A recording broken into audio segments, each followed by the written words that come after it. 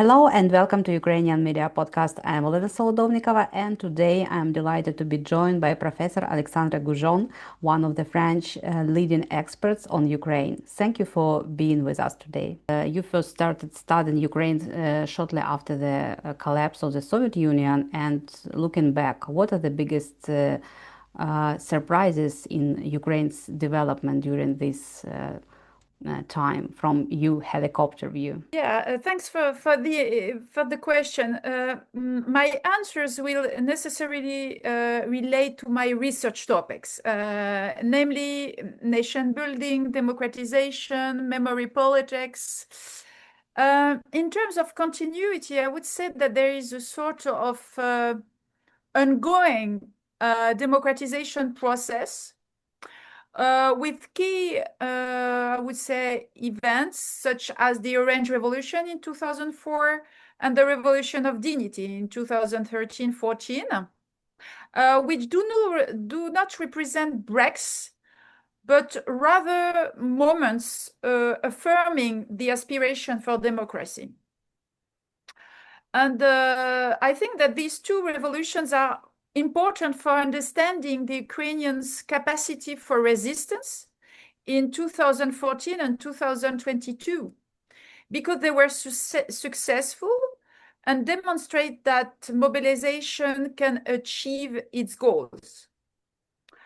I would say that the war with Russia has unfolded in two significant phases, and the annexation of Crimea and the Donbass issue in 2014 and the full-scale invasion in 2022, both of which are moments of national affirmation also for Ukraine. They are very important for the nation-building processes. Perhaps the greatest turning point is the Russians' aggression that strikes me because it confirms that Russia seeks to dominate Ukraine and to destroy it if it refuses to be dominated. So that's maybe the greatest turning point. But this aggression also shows that Ukraine's path differs radically from Russia's in political, social, and cultural terms. The gap between the two countries is more and more is larger and larger, I would say, because Ukraine chooses democracy over authoritarianism, because Ukraine chooses to assert its cultural distinctiveness and reject cultural domination. And because Ukraine represents resistance against powerful nations that seek to impose their views on smaller ones. As you know that many Western observers divided Ukraine as viewed Ukraine as divided country. I mean, Eastern Ukraine and Western Ukraine. You visited all Ukraine, I know, and has the full-scale war disprove that narrative or merely transform it? Yeah, you're right. I have always fought against this very common stereotype about Ukraine, which reflects an outside perspective. I have always argued that one must look at Ukraine from the inside to see how regional differences are evolving. In this regard, I often use examples drawn from France to show that regional differences do not prevent a country for achieving common goals. So the Ukrainian resistance surprised many observers and showed them that defending the country could be more important than protecting so-called divisions, I would say. And Ukrainian patriotism came to the fore, but questions about internal differences. I'm using the term of differences rather than divisions, because divisions uh, uh, leads to think that Ukraine cannot be united as a state, you know? So differences can exist inside the states, and they are not going to lead to a collapse, you know? So that's why I'm using the term of differences. And that's why also, as you said, I visit different regions of Ukraine whenever I am there. And I'm trying also to focus on the different kinds of experiencing the war uh, inside Ukraine. But you can experience it differently, not only because you are in different location in Kharkiv, Lviv, near the front line, but you experience it also differently because you have a friend, her husband, or a wife fighting, so near the front, even though you are far from the front. So all these differences are, I think, a challenge for Ukraine, but it's not unique. So when people are asking me, but there's a lot of division in Ukraine during the war, I say, but look at France during the war and just after the war. So that was also the same. So Ukraine is not unique. He is defending his country and is experiencing as all other the countries at war did before. Yes, and in your point of view, have you noticed how differences in how Ukrainians perceive themselves compared to decade ago after the full scale invasion started? Um, Actually, I read a lot of work by my colleagues who study identity shifts in Ukraine. And I am trying to supplement these readings with my own observations in the field. So the sense of national identity has grown much stronger over the past 10 years. And the relationship to the nation has become more important than that to the local community. Even though I think that we should not, I would say, compete both of them. Which means that local identity can be developed alongside with national identity. So I strongly believe that local communities have, in a sense, become Ukrainized, in line with the vision their residents now have of their country. And this wartime nationalism is, of course, to be expected. It's also the threat to national identity that brings it to the fore. When Russia says Ukraine does not exist, Ukrainians feel the urge to shout that they do exist. So I think that that's one thing. I observe also linguistic shifts, but the people I interview often explain their transition to the Ukrainian language and the different steps of that transition. So that's important and very also very interesting to observe. What I notice also is how in Ukraine, after the full-scale invasion, you have a sort of rediscovery of Ukrainian culture. Yeah. at both the national and local levels. I had already observed this in the Donbass after 2014 when I was doing research and I saw how activists were discovering the history of their cities.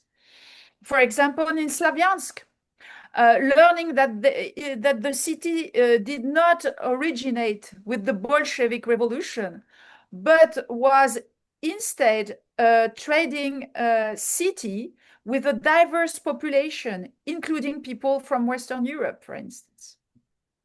And today I'm interested in how cultural figures are highlighted in Ukraine.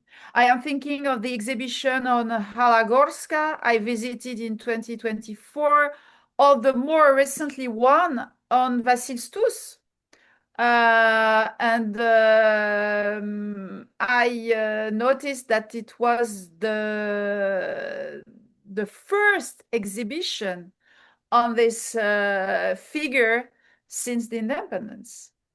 France and Ukraine have very different historical experience with statehood, democracy, and national identity.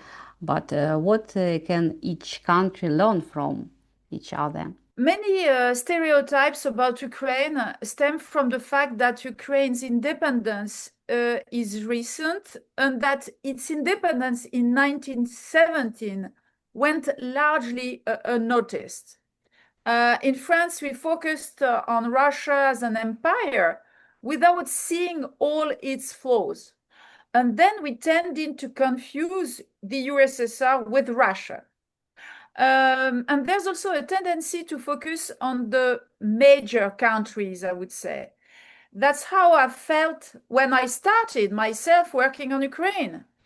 In the 90s, experts on Russia looked down on me. So I think that in France, people understand now that a country that appears less powerful can accomplish and achieve great things.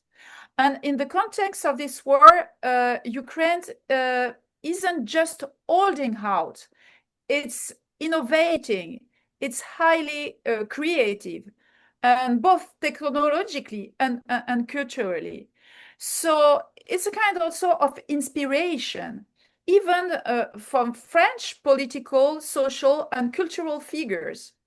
And for instance, when I was in Ukraine last May, there were a visit by a delegation from French cultural institutions. And this visit follows an Ukrainian cultural season in France that took place in numerous cities across the country from December 25 to March 26.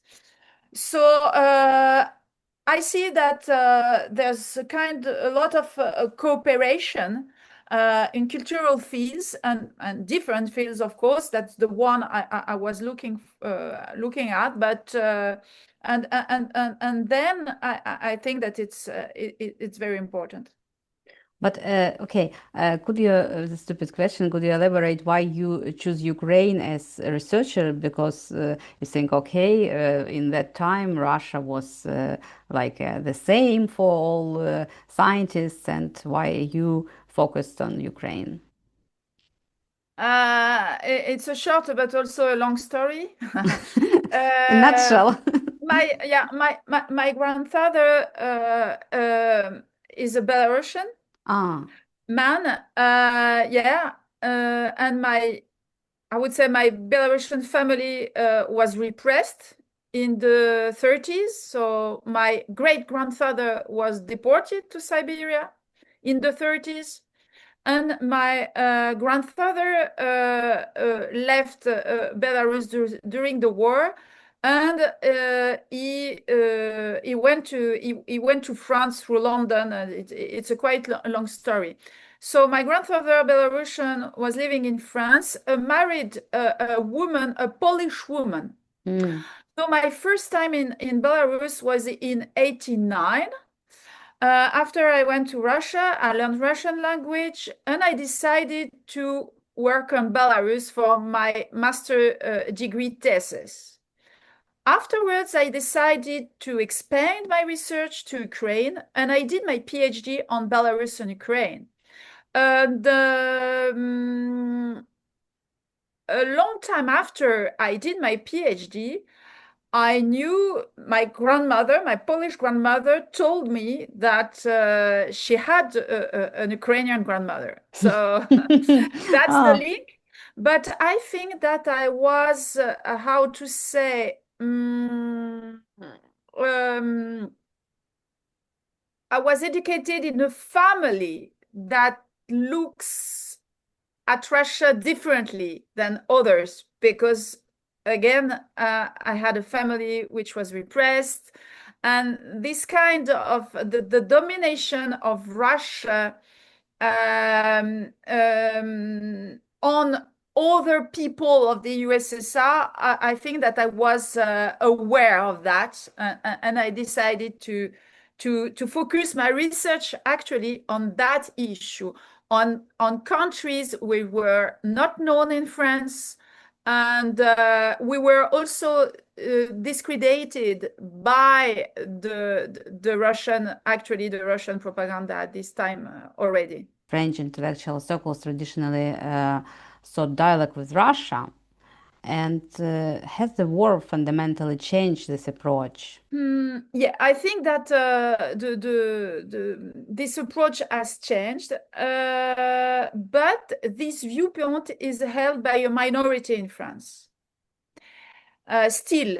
And in fact, actually now, I saw it yesterday in the streets of Paris. A magazine cover is on display in the streets of Paris, featuring four political figures calling for a shift in the war in Ukraine. That's the term, the war in Ukraine. It's not the Russian-Ukrainian war, as I'm calling it. And their argument is as follows. I quote, why France must rekindle ties with Russia and stop the escalation toward war. So these are figures with no ties to Ukraine who view the conflict, I think, in abstract terms, without taking into account the threats Russia poses, including to France itself.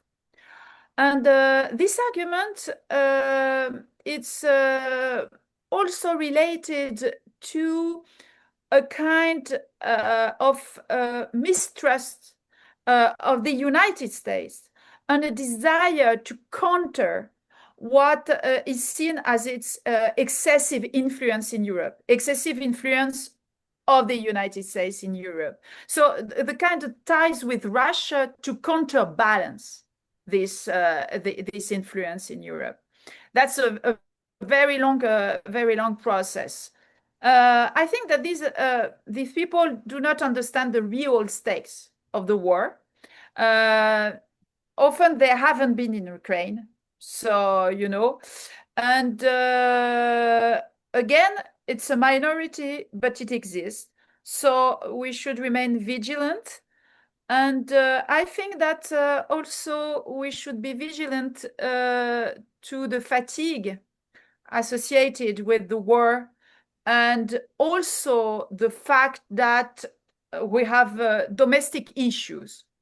Probably, in next year, less than a year, in less than a year, there will be presidential elections in France. So it is important, like to follow this kind of discourse, but it is worth noting that several candidates have recently visited Ukraine last May, including former Prime Minister and Mayor of Le Havre, Edouard Philippe, and also the president of the right party, Les Républicains, Bruno Retailleau. These were their first visits to Ukraine. This shows that Ukraine is now a major foreign policy issue in France, and I think that it will be also during the presidential election. But how do you explain this sentiment for Russian all in all, like for Russian culture and other else? And the main issue that I know about that France give the medal to Putin probably more than 10 years ago. Why this is sentiment? Oh, wow, that is a greatest history, greatest blah, blah, blah. Why, how do you I explain it? think that I think that it's it's related also to the fact that Russia presented itself like this in Western Europe. I mean, again, we were talking before the USSR, it was the Russian Empire. So the Russian Empire is Russia, and the Russian Empire did everything to, I would say, to promote the Russian culture, the Russian language, and so on. So that's why in France, I think that mm, even though we know more about Ukraine now, it's very important to still, I would say, to talk about the history and the history during the Russian Empire. That's why I'm always talking about the prohibition of Ukrainian language in 1875, just to show people that this war, the contemporary war, is a long process of domination of Russia on other people of the empire and other people of the USSR. And it's important to also to explain to what extent Russia had and has actually a kind of civilizational, I would say, discourse, colonial discourse, and that exists for a very long time. So, I mean, that's important because otherwise you can, I mean, it's difficult to understand this war. I mean, you should explain also the historical roots, and the historical roots are not known because I would say that the French, the French historians took, I would say, the history of the Russian Empire presented by the Russian Empire itself. Yes, that is absolutely ridiculous, but it happened. But what do you think? What aspects of Ukrainian cultural history do you think deserve more attention in Europe? Like some concrete examples. What we should push more? In France, since the full-scale invasion, there's a progress. I mean, it's very. I mean, we can see it every day. That there's a lot of cultural events on Ukraine. There's a lot of, I would say, writers, Ukrainian artists coming to France, presenting their works. A lot of books written in Ukrainian, translated into French. It was not the case for a very long time. So that's important. But I think that we should also continue discussing, as I said, Ukrainians. I mean, the history of Ukraine, and because it's important to show that the language was banned, and we should recall these historical events.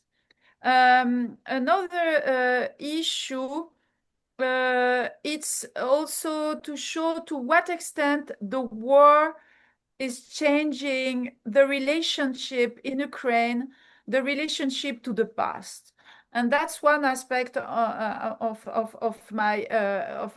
my research, since I work on issues of memory. And I think that it's important to show that even during the war, you have a process of looking at the Ukrainian culture, not only what is producing during the war, which is one aspect, but what was produced before the war, during the Soviet Union, even during the Russian Empire. But how should we do that? For example, I came to Vienna and seen some works of Kandinsky in museum, and it is Russian Empire. But he was originally from Odessa. Yes, he studied in Russia Empire, then in Moscow and St. Petersburg, but he had Ukrainian roots. Should we fight for this person and another person like him, who is between Ukraine? And between the Russian Empire or not. I know that there's some people who do that. I think that it might be important, but I think that what is more important, it's in this museum to organize exhibition on Ukrainian paintings. That's much more important, I think. So what I say is that we have to show the Ukrainian creativity. And for instance, when we talked about Halagorska, I am also trying to do some research and to present the movement of Шестидесятники, of the 60s, because it's a movement which actually is not so well known in Ukraine. When I talk to some young people, they don't know the 60s. And for French people, it's very important to see that during the 60s, there were such kind of artistic movements in Ukraine. So it's also important because it will also explain that the resistance is not a contemporary one, it's a long process. You know that war has accelerated Ukrainian integration in Europe. In your point of view, has Ukraine changed to become more European, or has Europe changed because of Ukraine? Not only because Russian aggression is pushing it toward the European Union. I think that now there's no choice, I would say. But also because Ukraine has decided to align itself with Europe based on its values. And that's why the revolution of dignity is very important. And Yeah. also, we should mention it because I see even during the war, how the revolution of dignity has inspired people, and to what extent citizens after this revolution decided to become part of the reforms in the country. So this process is going on. And I think that Europe now guarantees Ukraine's sovereignty and recognizes it as a fully fledged independent state. And it's very important in Europe to understand that. Why? Because usually in Western Europe, for instance, in France, you have a kind of Euroscepticism, yeah, Mm. because we gave too many competencies to the European Union and so on. But for Ukraine, Europe at the moment is not seen as a threat, but on the contrary, is a guarantee of independence, sovereignty, democracy, rule of law, and so on. Why? Because Russia is the opposite. Russia is the threat. So, I mean, it's also important to understand that. And it's very important for the Ukrainians, for the history of Ukraine. Uh, Quite often, I'm saying that don't forget that there were an Ukrainian delegation in 1920 when the Treaty of Versailles was signed. And this Ukrainian delegation was not not so much listened, and then they lost the recognition of their independence at this time. I mean, the recognition by Europeans. But I think that Europe has also changed, as it has provided collective military aid to Ukraine. And of course, this financial military aid collective is minimal compared to bilateral military aid, but still significant for Europe. So it means that with this military aid, Europe has seen the Russian threat as European, as a threat to Europe also. So I think that Europe